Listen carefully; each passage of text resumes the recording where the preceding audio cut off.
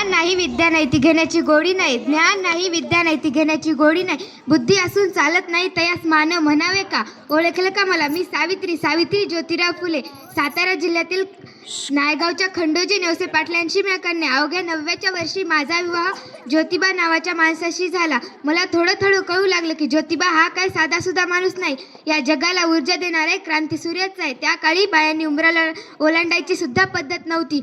बाईच्या जातीनं कसं आपण बरं आणि आपलं काम बरं, आणि घरातील माणसं स्त्री पुरुष असा उच्च नीच लय भेदभाव होता. पण या सर्वांवर एकच मात होता, ते म्हणजे शिक्षण. शिक्षणाचा ध्यास हाच एक विचार ज्योतिबांच्या मनात होता. एकदा शिक्षणाचा प्रसार करताना ज्योतिबांच्या शाळेत फरान नावाच्या ब्रिटिश मॅडम येऊन म्हणाल्या, मिस्टर फुले तुम्हाला शिक्षणाचा प्रसार करायचा आहे ना. So educated women first because women house will educated.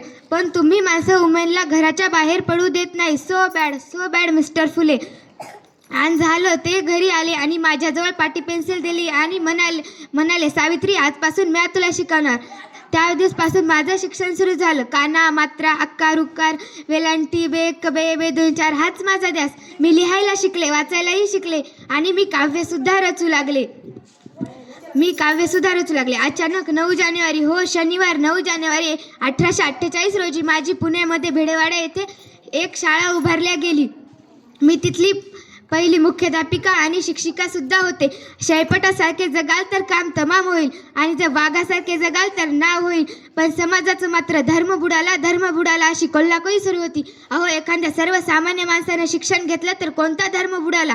धर्म माणसासाठी असतो का माणूस धर्मासाठी असतो? धर्म माणसासाठी असतो.